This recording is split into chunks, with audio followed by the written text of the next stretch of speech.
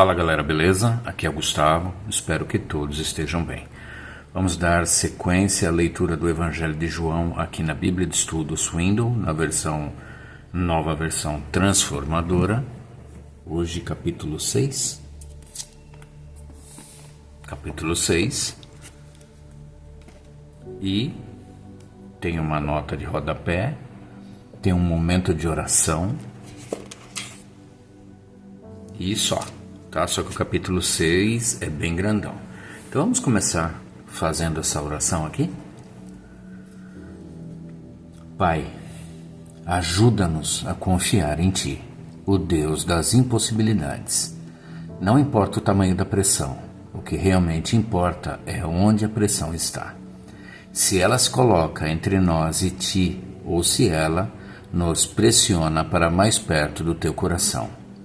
Ansiamos entregar-te nosso fardo, aquela situação impossível, o rio impossível de ser cruzado, a montanha sem um túnel por onde cruzá-la. Entregamos tudo a Ti com confiança absoluta. Em nome de Jesus, que pode fazer o impossível, nós oramos. Amém. Vamos lá. Capítulo 6. A primeira multiplicação dos pães. Depois disso, Jesus atravessou o mar da Galileia, conhecido também como o mar de Tiberíades. Uma grande multidão o seguia por toda parte, pois tinha visto os sinais que ele havia realizado ao curar os enfermos. Então Jesus subiu um monte e sentou-se com seus discípulos. Era quase tempo da festa judaica da Páscoa. Jesus logo viu uma grande multidão que vinha a seu encontro. Voltando-se para Filipe, perguntou: Onde podemos comprar pão para alimentar toda essa gente?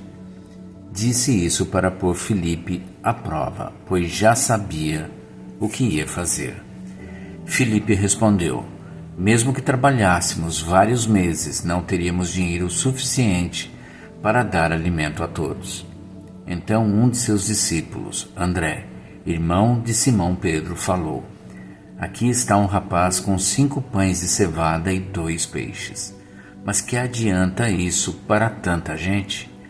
Jesus respondeu: Digam ao povo que se sente. Todos se sentaram na grama que cobria o monte. Só os homens eram cerca de 5.000. Então Jesus tomou os pães, agradeceu a Deus e os repartiu entre o povo. Em seguida fez o mesmo com os peixes, e todos comeram à vontade.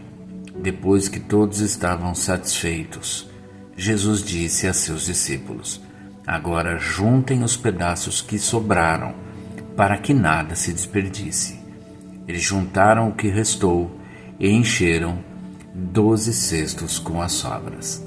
Quando o povo viu Jesus fazer esse sinal, exclamou: Sem dúvida, ele é o profeta que havia de vir ao mundo. Jesus sabia que pretendiam obrigá-lo a ser rei deles, de modo que se retirou sozinho para o monte. Jesus anda sobre o mar. Ao entardecer, os discípulos de Jesus desceram à praia. Entraram no barco e atravessaram o mar em direção a Cafarnaum. Quando escureceu, porém, Jesus ainda não tinha vindo se encontrar com eles. Logo, um vento forte veio sobre eles, e o mar ficou muito agitado. Depois de remarem 5 ou 6 quilômetros, de repente viram Jesus caminhando sobre o mar em direção ao barco. Ficaram aterrorizados, mas ele lhes disse: Sou eu, não tenham medo. Eles o receberam no barco e logo em seguida chegaram a seu destino. Jesus, o pão da vida.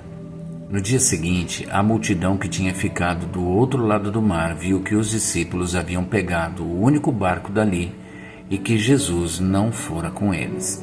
Alguns barcos de Tiberíades se aproximaram do lugar onde o povo tinha comido os pães depois que o Senhor os abençoou. Quando a multidão viu que nem Jesus nem os discípulos estavam ali, todos entraram nos barcos e atravessaram para Cafarnaum a fim de procurá-lo. Encontraram-no do outro lado do mar e lhe perguntaram: Rabi, quando o Senhor chegou aqui? Jesus respondeu: Eu lhes digo a verdade.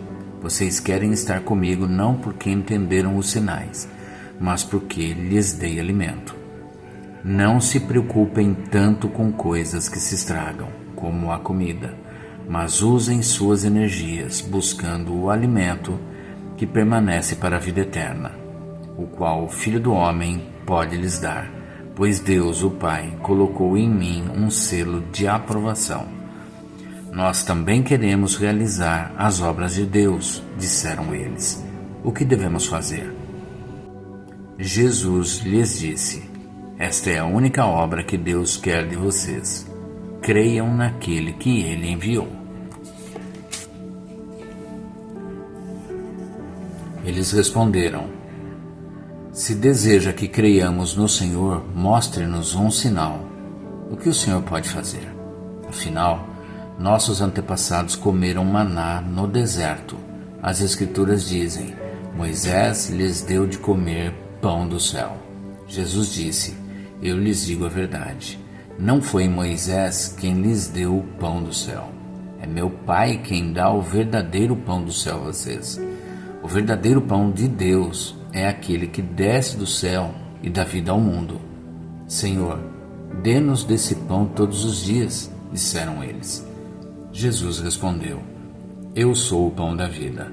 Quem vem a mim nunca mais terá fome. Quem crê em mim nunca mais terá sede. Mas vocês não creram em mim, embora me tenham visto. Contudo, aqueles que o Pai me dá virão a mim, e eu jamais os rejeitarei. Pois desci do céu para fazer a vontade daquele que me enviou, e não minha própria vontade. E esta é a vontade de Deus, que eu não perca um sequer de todos que Ele me deu, mas que ressuscite todos no último dia. Pois é a vontade de meu Pai, que todo aquele que olhar para o Filho e nele crer tenha a vida eterna. Eu o ressuscitarei no último dia. Então os judeus começaram a criticá-lo, pois ele havia afirmado: Eu sou o pão que desceu do céu. Diziam: Este não é Jesus, filho de José? Conhecemos seu pai e sua mãe. Como ele pode dizer: Desci do céu? Jesus, porém, respondeu: Parem de me criticar, pois ninguém pode vir a mim se o Pai, que me enviou, não o trouxer a mim. E no último dia eu o ressuscitarei. Como dizem as Escrituras, todos eles serão ensinados por Deus. Todo aquele que ouve o Pai e aprende dele vem a mim. Não que alguém tenha visto o Pai, somente eu, que fui enviado por Deus, o vi. Eu lhes digo a verdade: quem crê tem a vida eterna. Sim, eu sou o pão da vida. Seus antepassados comeram maná no deserto, mas morreram. Quem comer o pão do céu, no entanto, jamais morrerá. Eu sou o pão vivo que desceu do céu. Quem comer deste pão viverá para sempre, e este pão que eu oferecerei para que o mundo viva é a minha carne. Então os judeus começaram a discutir entre si a respeito do que ele queria dizer. Como pode esse homem nos dar da sua carne para comer? Perguntaram. Então Jesus disse novamente: Eu lhes digo a verdade. Se vocês não comerem a carne do Filho do Homem e não beberem o meu sangue, não terão a vida em si mesmos. Mas quem come minha carne e bebe meu sangue terá a vida eterna, e eu o ressuscitarei no último dia. Pois minha carne é a verdadeira comida e o meu sangue é a verdadeira bebida. Quem come minha carne e bebe meu sangue permanece em mim e eu nele. Eu vivo por causa do Pai, que vive e me enviou. Da mesma forma, quem se alimenta de mim viverá por minha causa. Eu sou o verdadeiro pão que desceu do céu. Seus antepassados comeram maná e morreram. Quem comer este pão não morrerá, mas viverá para sempre. Ele disse essas coisas quando ensinava na sinagoga de Cafarnaum. Muitos discípulos abandonam Jesus. Muitos de seus discípulos disseram: sua mensagem é dura, quem é capaz de aceitá-la? Jesus, sabendo que seus discípulos reclamavam, disse: isso os ofende? Então o que pensarão se virem o Filho do Homem subir ao céu, onde estava antes? Somente o Espírito dá vida. A natureza humana não realiza coisa alguma, e as palavras que eu lhes disse são Espírito e vida. Mas algum de vocês não crê em mim, pois Jesus sabia, desde o princípio, quem não acreditava nele e quem iria traí-lo. E acrescentou: por isso eu disse que ninguém pode vir a mim, a menos que o Pai o dê a mim. Nesse momento, muitos de seus discípulos se afastaram dele e o abandonaram. Então Jesus se voltou para os 12 e perguntou: vocês também vão embora? Simão Pedro respondeu: Senhor, para quem iremos? O Senhor tem as palavras da vida eterna. Nós cremos e sabemos que o Senhor é o Santo de Deus. Então Jesus disse: eu escolhi vocês 12, mas um de vocês é um diabo. Ele se referia a Judas, filho de Simão Iscariotes, um dos 12, que mais tarde o trairia. Aqui a nota de rodapé. Impossibilidades, em João, 6, de 1 a 15. Você já enfrentou uma situação impossível que o perseguiu com a ferocidade de um leão? Lembra-se de como, não importasse para onde se virasse, esse problema corria atrás de você, ameaçando destruir sua fé? Aprendi que as impossibilidades podem tanto nos conduzir a Deus, como nos devorar, deixando a carcaça para que os carniceiros da depressão, da solidão e da inferioridade nos despedacem. Mas não há problema que possa nos destruir, a menos que o permitamos. Nossa esperança morre porque nos concentramos na impossibilidade em si, deixando que ela crave seus dentes na veia jugular da nossa fé. Também aprendi que, quanto mais nos tornamos obcecados com uma impossibilidade, mais ela arranca a vida de nós. Há uma alternativa: vá até Deus. Ele é o Deus do impossível. Se tiver alguma dúvida, basta olhar para o que ele fez com 5 pães e 2 peixes para alimentar mais de 5.000 pessoas famintas. E é isso, gente. Chegamos ao final aqui do capítulo 6 e amanhã a gente volta para a sequência.